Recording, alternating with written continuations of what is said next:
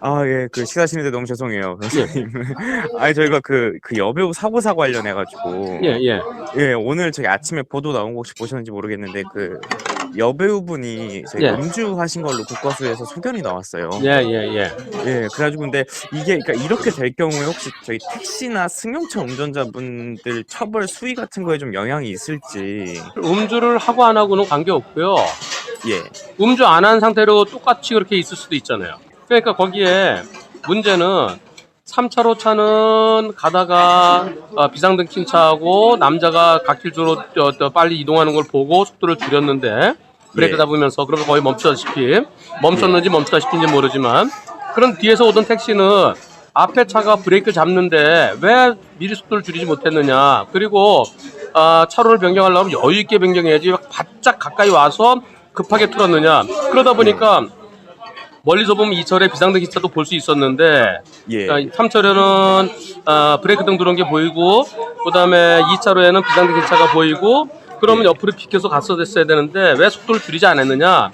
게다가 그 인천공항고속도로는 그 가로등도 환하게 켜 있고 예. 그래서 그 여배우가 술을 안 마시고서도 똑같은 상태로 사고 당할 수도 있는 거죠. 거기 서 있는 게 술을 마셔도 안 보인 게 아니죠.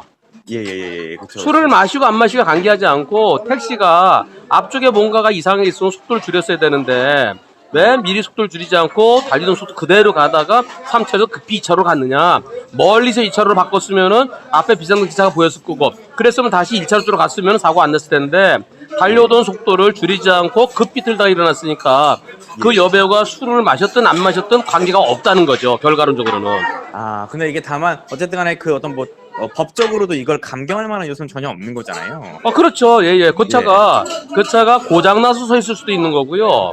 예. 차가 고장났는데 사람이 옆에 뒤에서 이거 어떡하지 그러다가 사고 날 수도 있는 거고요. 예, 가벼운 예. 접촉사고로 차를 세워놓고 사람들이 얘기할 수도 있는 거고요. 그쵸. 예, 예를 들어 예. 3차로 가던 차하고 2차로 서 있던 차하고 두 차가 가벼운 접촉사고가 있었을 때 예, 보통 빨리 갓길을 빼야 되는데 빼지 않고 그 근처에 차를 세우고 잠깐 얘기해놓고 이제 뺍시다 하던 중에 사고 날 수도 있는 거거든요. 아, 그쵸, 그쵸. 가능성은 뭐. 그렇죠. 예, 예. 그런 상황에서 차가 보이면 그 옆에 사람도 있을 수 있다는 거 대비했을 때 그러지 못하고 그냥 달리던 속도 그대로 차로 변경하려고 했던 거 그게 택시의 잘못이죠. 만약에 시커먼 껌껌하고 가로등도 없고 차들이 브레이크 등도 없고 비상등도 없고 그런 상태에서 사고 났다 그러면 안 보이니까 고속도로에 도저히 못 피한다. 그러면 예. 택시의 잘못이 없다 하겠지만 가로등이 있어서 보여요. 보이고 비상등 켜고 있죠. 앞에 차 브레이크 잡고 있죠. 그럼 앞을 잘 봤어야죠. 앞을 예. 잘 봤어야 되는데 잘 보지 못하고 이상한 게 있으면 속도를 줄였어야 되는데 속도를 줄이지 못한 거. 그게 택시의 잘못이고 이럴 때 전방지시. 예. 그렇죠. 전방지시 대만이죠.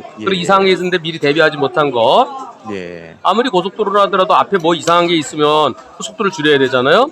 예, 예. 낮에 그런 사고였으면은 앞차 40, 뒤차 60 또는 비상등까지 켜고 두 대나 있었기 때문에 앞차 30, 뒤차 70 정도로 볼 수 있는데요. 예, 예. 비록 가로등 켜있지만 밤이라는 점 그리고 새벽 4시 가까운 시간이라는 점을 감안할 때 제가 여태까지 이런 비슷한 소송을 한 20건 정도 진행해본 경험에 의하면은 앞차 50, 뒤차 50 정도. 그러니까 앞차 50이라는 건 여배우도 포함되는 겁니다. 예. 예, 그렇게 생각됩니다. 아, 그럼 이게 다만 어떤 이 음주 사실이 최종적으로 네, 확인될 그거 경우에. 됐다고 해서 앞차의 잘못이 더 크고 택시의 잘못이 줄어드는 건 아니고요. 아, 만약에 그쵸. 음주한 상태에서 음주한 상태로 차가 움직이다 사고 나서 너 술 마셨으니까 운전을 잘 못한 거 아니야? 그래서 그쪽까지 더 커지지만은 예. 그러나 차는 세워져 있었기 때문에 세워져 있는 차가 음주로 서 있을 수도 있고 아니고도 서 있을 수 있죠. 음주와 무관하죠, 사고 자체는. 예, 예, 예. 근본적인 원인은 음주 때문에 일어난 거라 하더라도 택시가 들이받을 때는 그 여배우가 음주 아닌 상태에서 똑같이 거기 차에 서 있을 수도 있다는 거죠. 그렇죠. 충분히 그럴 가능성이 있죠. 예, 예. 아, 이게 그 어떤 재판부가 이런 걸 고려할 수는 있을까요? 처벌 수위에 영향은 주지 못할지라도. 이번 사고로 택시 운전자를 구속은 안 할 겁니다. 예. 왜냐면 상대편의 과실이 크기 때문에. 예. 다만 이번 사고 갖고 택시 운전자에게 실형이 선고되지는 않을 거고요. 예. 설령 형사비가 안 된다 하더라도 실형 선고보다는 집행유예 쪽일 것 같습니다. 집행유예나 또는 형사비나 공탁이 되면 벌금형 가능성도 있어 보입니다. 아, 그러니까 어쨌든 간에 이거 음주 사실이 예. 그 음주를 했다는 것 자체가 좀 영향을 미칠 수는 있는 거네요. 양형에 있어서. 예. 양형에 있어서는. 네, 형사적인 양형에 있어서는 참작 사유가 될 수 있지만 그러나 민사적으로는 그런 걸 다 감안하더라도 과실 비율은 역시 술 한 마시고 나와서 서 있을 수 있는 거니까요. 입장이 시끄러워 그랬는데 다시 한번 정리해 줄게요. 예, 변호사님. 다시 예. 질문하세요. 네. 예, 그 지금 이 음주 사실이 만약에 최종적으로 사실인 걸로 확인이 된다면 최종 부검 결과까지 그렇게 나온다고 할 때 이미 나온 거 아닌가요, 결과가? 그러니까 중간 간이 소견이긴 한데 사실은 뭐 다음 주쯤 나온다고 하니까 거의 나올 것 같아요. 그러니까 얼마, 음주 수치가 어느 정도래요? 0.1% 이상이에요. 아, 그런 예. 경우는 이제 만취 상태라고 그러죠, 일반적으로. 예. 0.1% 이상이면은 그 자체가 사고를 안 내더라도 면허 취소 수준이니까 경찰에서 말할 때는 0.1%가 이상이면은 만취 상태라고 보통 그렇게 표현을 합니다. 예. 그렇죠. 취소 수치 이상이니까요. 예. 전에.